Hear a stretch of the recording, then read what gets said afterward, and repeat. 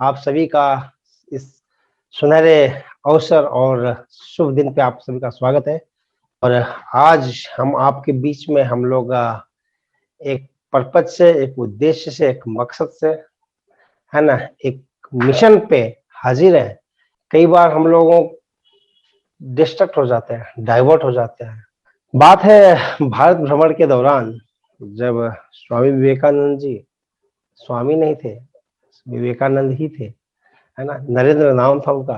उतनी ख्याति प्राप्त नहीं थी, उतना नाम नहीं था, उतनी सफलता नहीं थी उनको मिली हुई, और लोग जो है कि उतना सम्मान नहीं मिल पाता था उनको।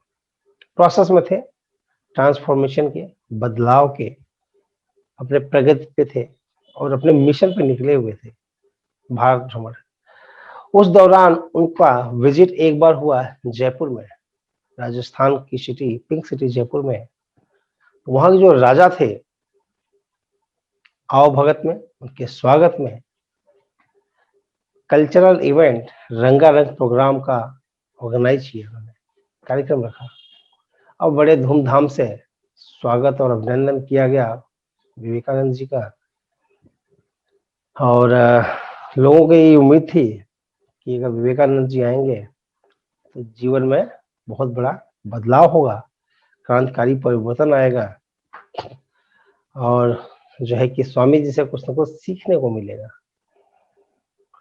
कल्चरल इवेंट हुआ तो उस समय की जो परंपरा थी, जो कल्चर था, जो ट्रेंड था, जो मांग थी या जो व्यवस्थाएं हुआ करती थी, उसके अनुरूप वहां पे जो है कि प्रोग्राम था, तो डांस का भी होना लाजमी था।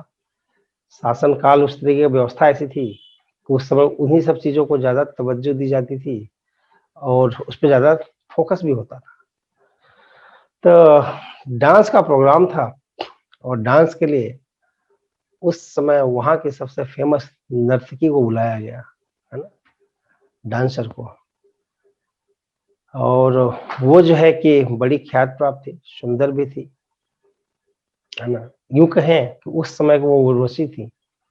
लोग एक झलक पाने के लिए, लोग उनकी आवाज सुनने के लिए, देखने के लिए पागल हो जाते थे, फॉलोअर्स ज्यादा थे उनके। जब पहुंचे विवेकानंद जी तो उनको पता चला कि भाई मेरे स्वागत में इतनी तैयारियां हुई हैं और एक डांस का भी कार्यक्रम रखा गया है और फला फला नाम की नर्तकी आ रही है। जब ये गए तो देखे, काफी खूबसूरत और माहौल बड़ा प्यारा और मंजर अलग ही था। लोग जो है कि डूबे हुए थे जश्न में, खूब इंजॉयमेंट का माहौल था। राजा जी वेलकम किए, लेकिन जब स्टेज के पास पहुंचने की कोशिश करे तो उससे पहले ही विवेकानंद जी एक रूम में अपने आप को कैद कर लेते हैं, है ना। जब तक कि लोग कुछ समझ पाते, कोई डिसीजन लेते हैं, वो अपने आप को एक रूम के अंदर में पैक कर लेते हैं, लॉक कर लेते हैं। राजा जी को बड़ी ग्लानि हुई, उनको दुख हुआ, उनको लगा कि शायद स्वामी जी के लिए ये प्रोग्राम उचित नहीं था।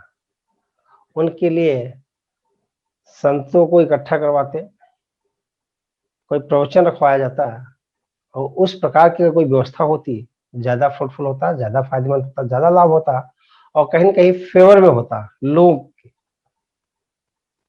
अब लाख समझाए रहे हैं, बातचीत हो रही है आपस में, स्वामी जी रूम के अंदर पैक, निकलने को तैयार नहीं। बड़ा दुख हुआ, खेत पहुंचा राजा जी को कि भाई जिनके लिए इतना प्रोग्राम करवा रहे हैं वही रूठे हुए हैं, वही जो है कि खफा है, क्या किया जाए। ये बात जब पहुंची नर्तकी के पास में तो उसको भी फील हुआ कि भाई मेरी वजह से स्वामी जी अपने आप को कैद कर लिए हैं और फ्रंट में नहीं आ रहे हैं। स्वामी जी को लगा कि अगर मैं इसके एसोसिएशन में रहूंगा, इसके संगत में रहूंगा, इस माहौल में अगर मैं शामिल हो जाऊंगा, उसका दुष्प्रभाव, उसका साइड इफेक्ट, उसका नुकसान, संगत का प्रभाव शायद मेरे ऊपर पड़ जाए।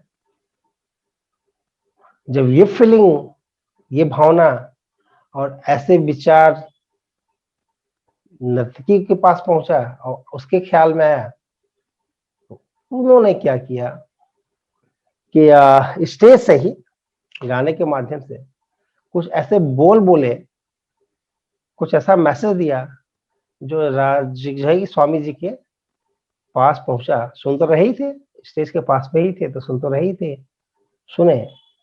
और उसने जो है कि नर्तकी जो थी वो कहती है, महाराज मैं तो अशिक्षित हूँ, कम पढ़ी लिखी हूँ, ज्यादा फेमस भी नहीं हूँ, मेरे पास उतनी जो है कि शिक्षा भी नहीं है, मैं उतनी विजनरी भी नहीं हूँ, मेरे पास उतना विजडम भी नहीं है, मैं तो एक नर्तकी हूँ, डांसर हूँ। लोग मुझे अलग अलग उपनामों से बुलाते हैं, अलग अलग उपाधि दे रखे हैं, कुछ लोग तो मुझे वैश्या भी बोलते हैं।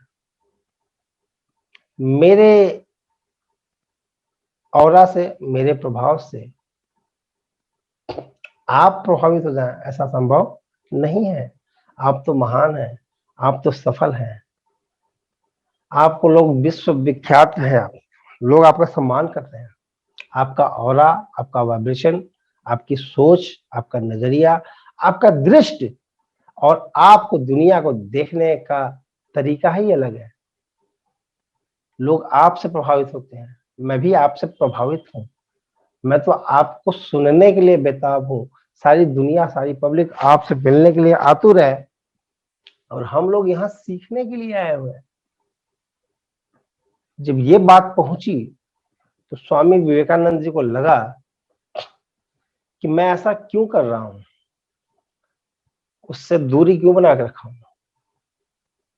क्या मेरे अंदर में निगेटिव विचार आ रहे हैं, क्या उसका दुष्प्रभाव मेरे पड़ जाएगा, ये तो मेरी कमी है। क्या उसकी खूबसूरती से मैं आकर्षित हो जाऊंगा, ये मेरी कमी है।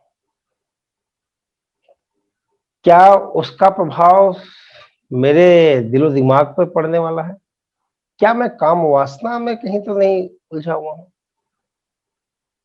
इन्हीं सब बातों को सोचते हुए वो बोले कि अगर ये सब चीजें हैं तो मेरी कमी है। बदलना अगर जरूरी है तो, बदलाव अगर जरूरी है तो बदलना तो मुझे पड़ेगा। यानी कि शायद मैं अभी उस लेवल पे, उस विजडम को या अपने विचार को वहां तक नहीं ला पाया हूं जहां तक मुझे लानी है।